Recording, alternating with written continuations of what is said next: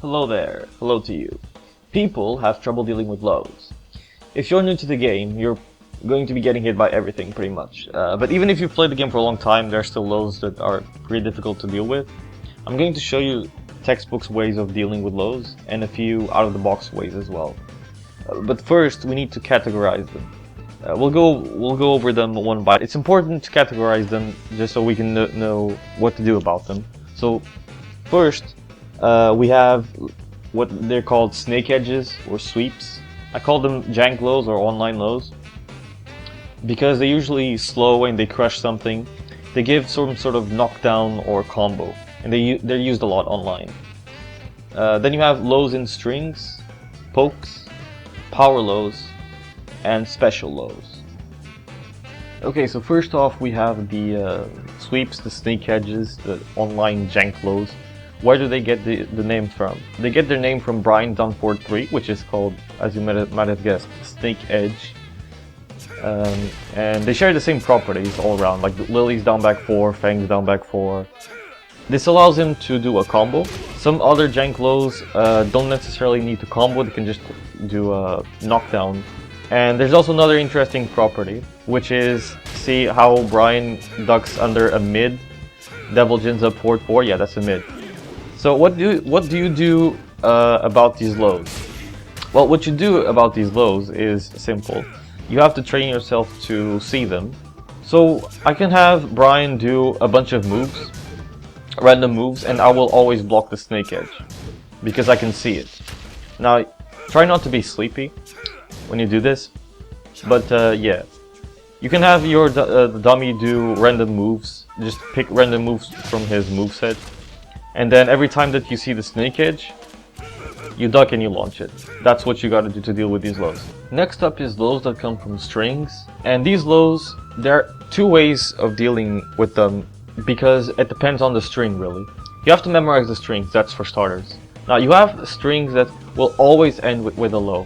So if you're dealing with online players who like to do stuff like this, so you don't want to get hit by that.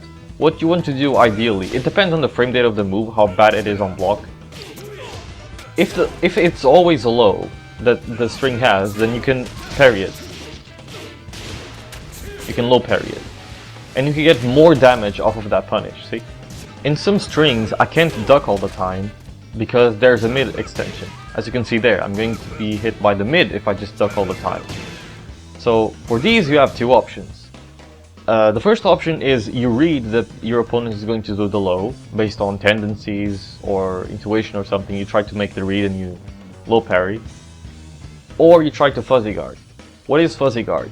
Well, some strings have different timings for mids and lows. You have to figure out what timings those are. But fuzzy guard consists in, for example, I'll give you the example. If the mid is faster than the low, then you stand block first. And once the timing for the mid has ended, then that means if he continues the string, then the next hit will have to be the low always. If he does the string, that is. Because he can't stop the string midway. And that's another level of mix-up. But for the purpose of fuzzy guarding, so I'm going to try with Brian's 1-2-1 and 1-2-3.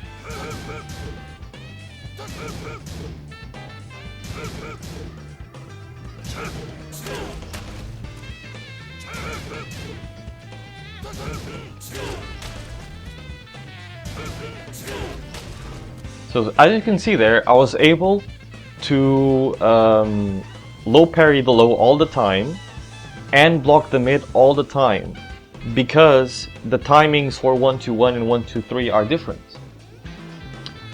Now, Brian can delay the 1 in this particular string, and that can be a problem. But in other strings, the timings will be, it is possible to fuzzy guard with consistency. Next up is the pokes. As we get into this section, lows become a bit trickier to deal with because it's not just blocking low that you can do against these lows, and these lows are actually good. Now, pokes are usually very fast lows, like Brian's down 4 or down back 3, and they can have various properties depending on the character. But there are a few things you can do about them. So the most obvious option is to just block and punish. You make the read in it. and you can low parry. But that requires a read. You're not going to be reacting to these lows. These are very fast lows.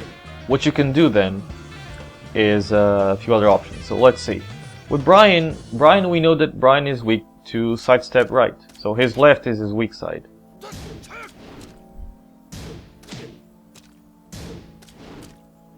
So sidestepping against down 4 can work, but it's pretty difficult because the low has some tracking in it. Because we know of this, we can attempt to sidestep it, but as you can see, it's pretty difficult.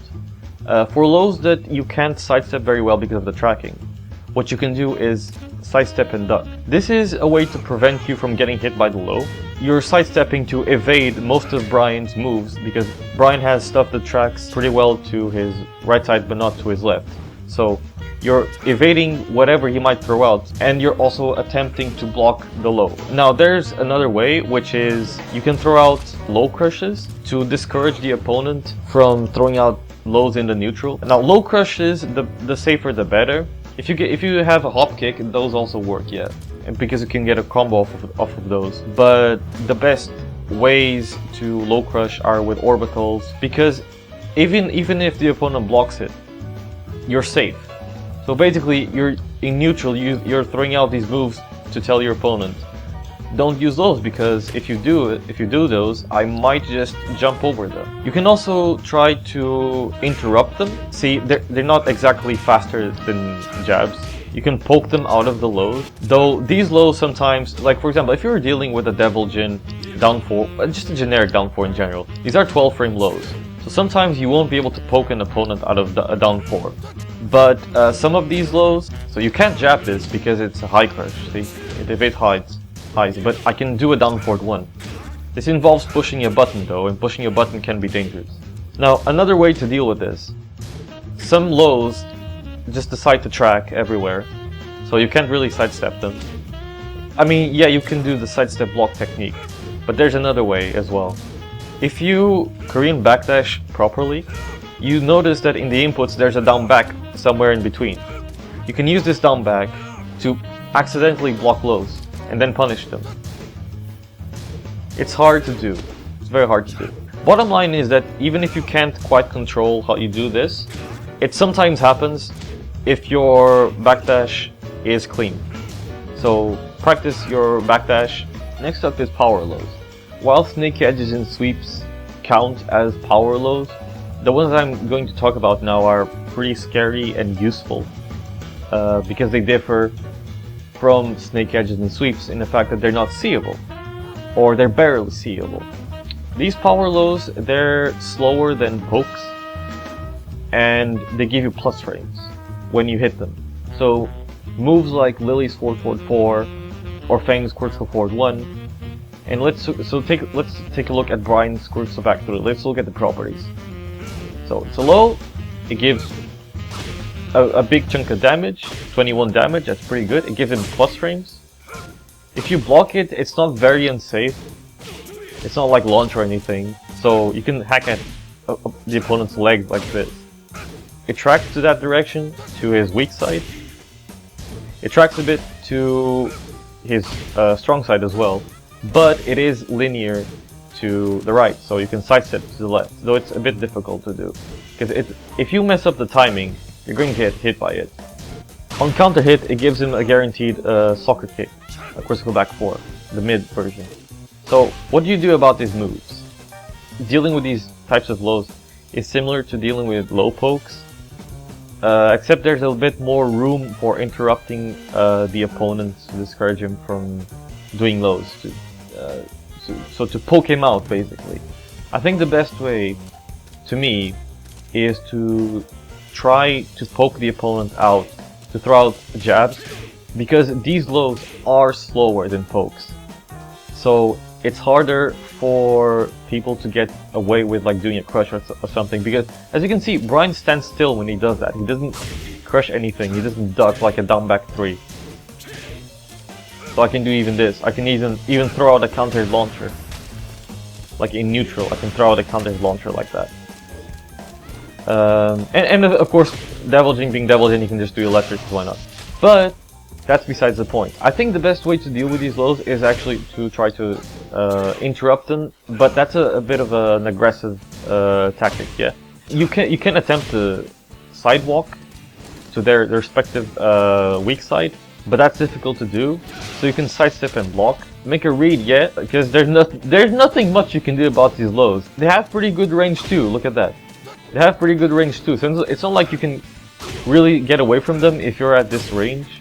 You kind of have to hope that you block them. If you're ducking, you're being conditioned to get hit by the mids. I don't like ducking in general. I used to do it a lot, but not anymore.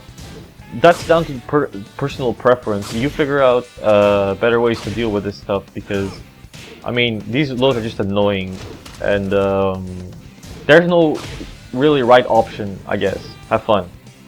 Next is special lows. They're not actually called special lows. There's a category of moves here called special mids, like a duck chat, but I didn't know what else to call them, because they're unique and they differ a lot between characters. So for example, Yoshimitsu's unblockable here, unblockable sword sweep. Well, you have to go case by case. So Yoshimitsu's sword sweep, for example, you can't really step it, and it's unblockable and it's a launcher too.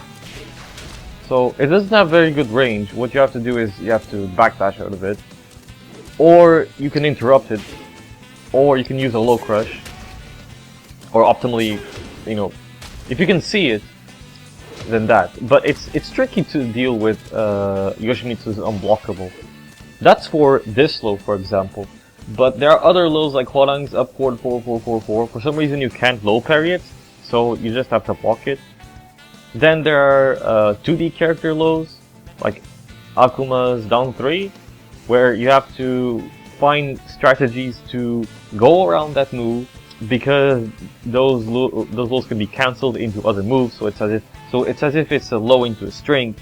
And then there are lows like Hwarang's down 3-4, where it's unseeable and it's a poke, but it tracks. So you're kind of screwed. You'll have to do a lot of preemptive low parry attempts in the neutral, for example.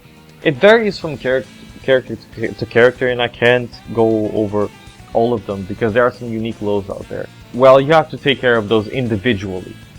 That should cover every type, or at least most types of lows in the game. As you can see, reacting to lows only covers a fraction of the types that exist. You're not going to be reacting to every single low, just the ones that are reactable. Mostly safe movement, or trying to discourage your opponent by checking them with pokes, are useful tactics. Also, some final tips that apply to most lows is staying out of their range, so you have no reason to duck, and also not being afraid to tank pokes. It's better to eat 2 soccer kicks or like 5 down back 3s than eat an entire orbital into a wall carry into death. Backdashing is not just something for pigeons to meme on. You can make things like Paul's Demo Man whiff if you don't freeze up and stand still.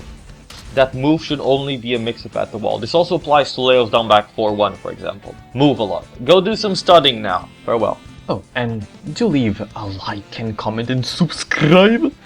That would help somehow. I don't know how, but I guess it would.